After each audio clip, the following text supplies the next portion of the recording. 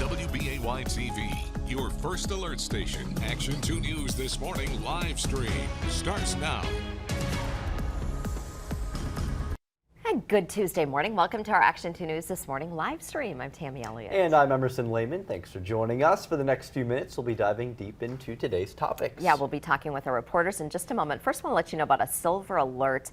We have been following this all night. First came in overnight here to our newsroom. The Oshkosh police are asking for your help to find this missing woman. She's 80-year-old Tamasha WBAY, and authorities say she's around 4 feet 11, weighs about 97 pounds, has black and gray hair and brown eyes. She was last seen wearing a blue dress or a nightgown and could be using a walker, and her preferred language is Swahili. And take a look at this map that you'll see here on your screen. She was last seen at a house in this area. It's the 500 block of West Lincoln Avenue in Oshkosh.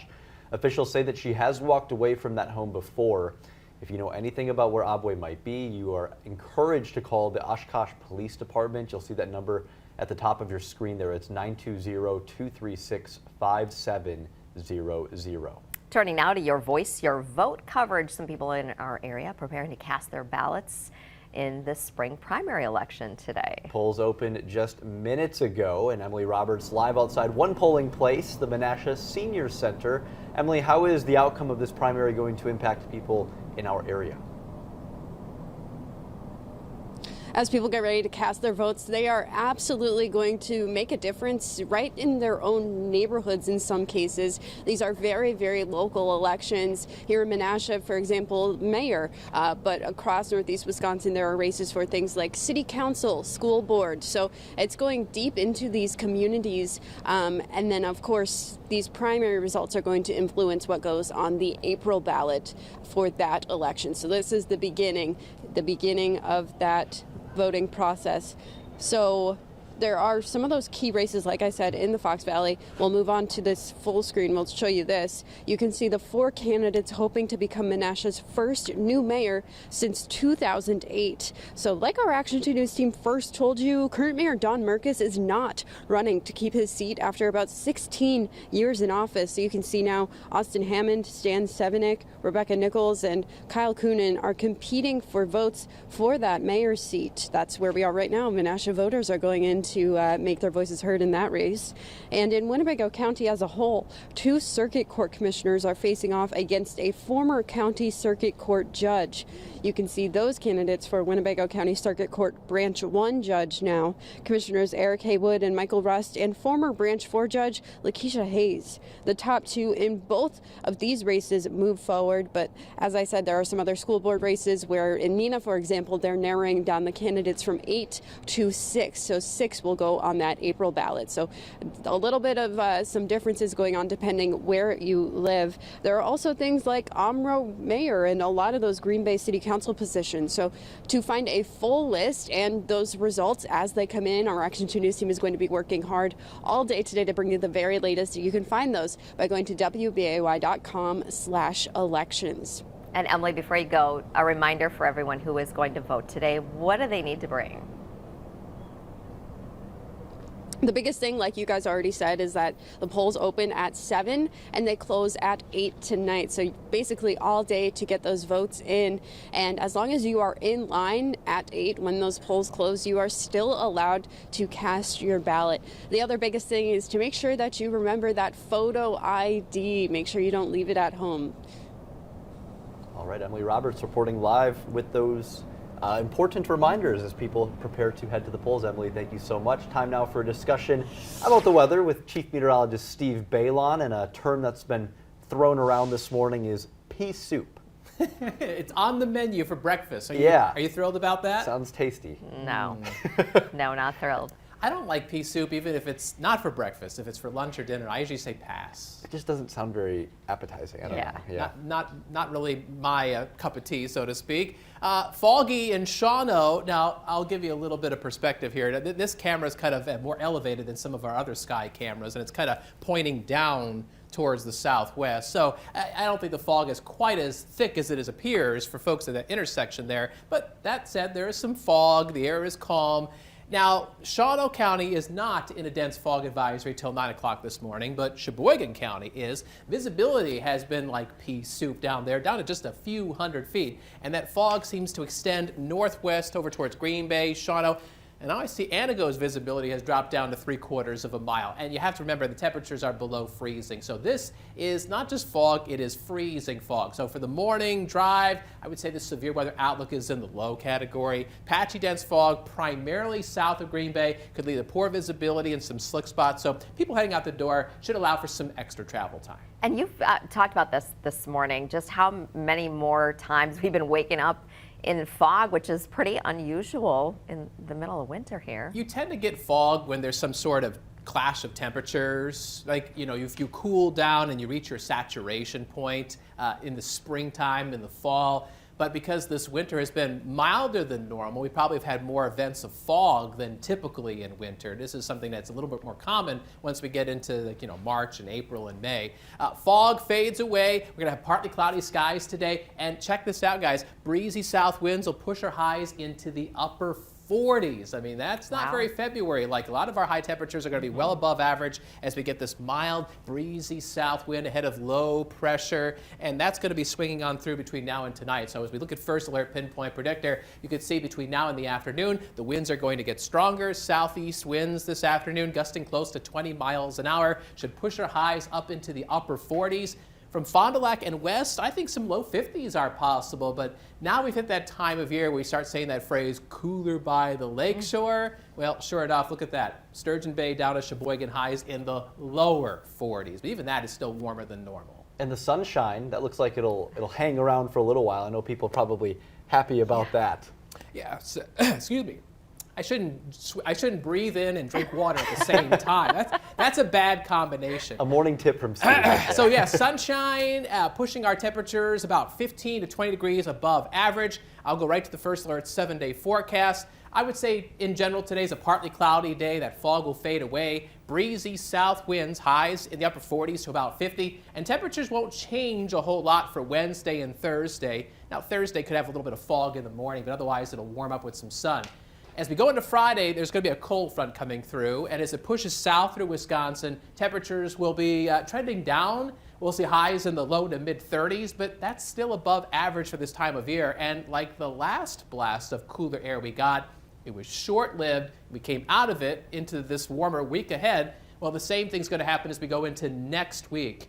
40s, then 50s, and no serious rain, no serious snow. There might be a couple sprinkles or flurries tonight, but I really don't expect our next chance of significant precipitation until Tuesday or Wednesday of next week, just beyond the 7-day forecast. Okay. All right. Break out those sunglasses. Yeah, for sure. Thanks, Steve. All right, let's talk with Catherine now and First Alert Traffic. You're keeping an eye on the foggy conditions, kind of highlighting the cameras that are really giving us an example of that, Catherine. Yeah, right here. This is the north side of Appleton, I-41 at the Richmond exit, which is also Highway 47.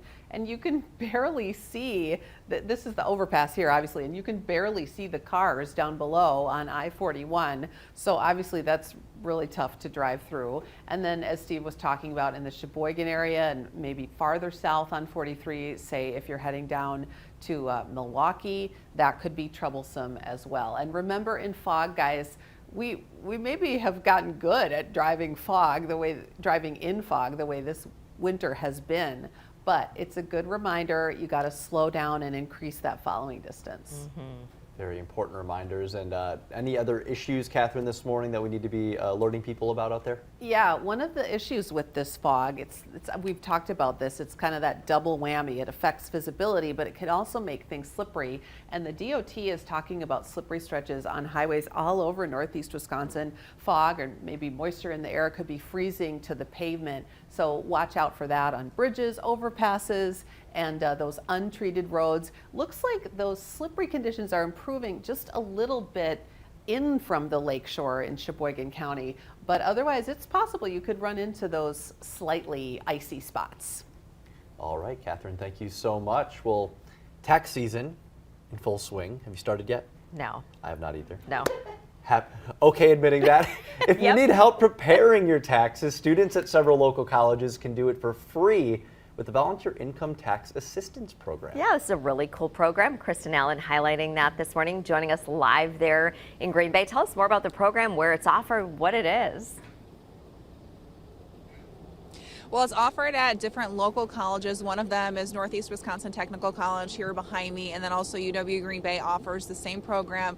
Again, it's called the Volunteer Income Tax Assistance Program. It's also known as VITA, and it's offered for people who are elderly or those who are low income. The guideline is $70,000 or less a year, and you can come here, one of the places, and get your taxes done for free.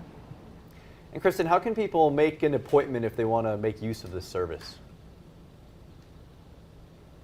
Well, we do have a link on our website, WBAY.com/links. You can go right to that and see what appointments are available. There's several days a week here at NWTC where the tax preparation is offered, so you can sign up. They are booking out, into March right now, and the appointments are filling up quickly. So if it's something that you think you want to do, you should probably make an appointment right away. Thanks for letting everyone know about that. Appreciate it. Kristen, live in Green Bay this morning. Great opportunity on both sides for the students and for people who need their taxes done. Absolutely. All right, turning to a discussion now with the First Alert Safety Desk and Aisha. So talking about ways to keep our kids safe. We talk a lot about climate change, and this is something new that came down overnight. Yeah, and we talk a lot about it in some ways when we've covered what's in our water here locally, what's in our food. We talk a lot about that. And the air, too, and air pollution is a big one. And the American Academy of Pediatrics, they just put out this statement. This was just overnight when I got in this morning, and I thought it was really interesting. And so they are warning about the impacts. That's one thing. But the second thing is that they have new guidance as far as how to tackle the effects of climate change, especially in our kids. The guidance, the last one was from 2015. So it's been some time, and of course things have really progressed, and we've heard Steve and our other meteorologists talk about the climate changes happening right now. So this is pretty interesting. This is really for pediatricians or parents, doctors out there that want to know more about the impacts to kids. And then if we want to take a look at some of the recommendations from this guidance, this new one with the American Academy of Pediatrics, they talk about incorporating climate change counseling. So when you go to the doctor's office, they talk about the impacts, especially kids that have asthma. I have asthma, and that affects me. Reducing emissions, waste in the healthcare sector. So it talks a lot about how doctors can serve as role models and really making sure that people are aware of the impacts to their health. This also talks about how underserved communities, a lot of those kids are most impacted in different ways. So it's pretty lengthy. I kind of scratched the surface a little bit on this one, but we do have the link per usual online, the Safety Desk tab at WBAY.com. So it's a big conversation. This is just new guidance that hopefully can help kids who are impacted by any sort of climate change now moving forward. And something that, as you said, the meteorologist mentioned, is something Yes. that's not really going away anytime Right, soon. So yeah. good to continue to keep people updated on Yeah, that. this Thank is you so all much. science-based, doctors pitching in on this, so pretty interesting. All right. Aisha, thank you. Okay, before we go, it's National Love Your Pets Day. So take a moment to appreciate your little furry family today. I'll love this. Here's a picture of Josie, our producer Jake's Maine Coon cat, and these were also sent by his sister Jen. Lots of J names there. Jen, a big fan of our live stream. Yeah. What Then is we that? have Miles and Chet. Those are my cats. So Miles on the left, he's in a suitcase because I was packing for a trip, and He's going with you. Nice. Yeah, I mean, he wanted to.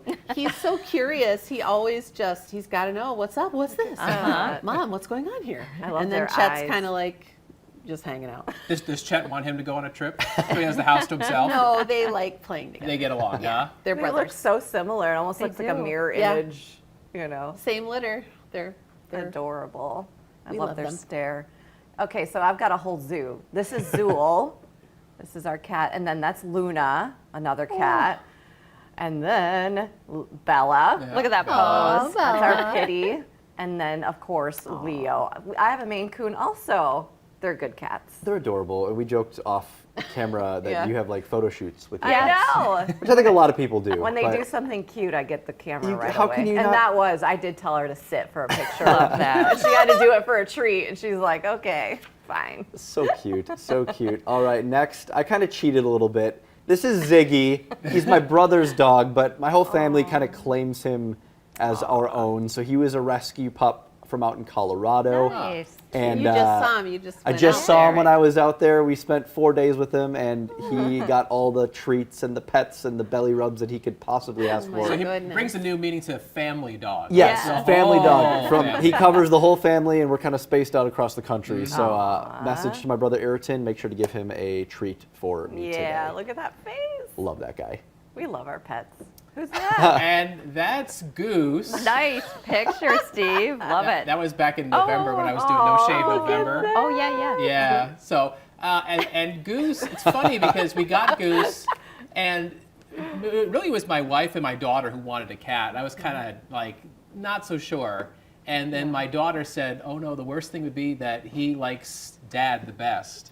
Well, usually he spends most times on my lap, where he is lounging on top of So me. cute. Yeah, he's he's got a really great temperament. Did he take the picture there? He's the one pressing the button.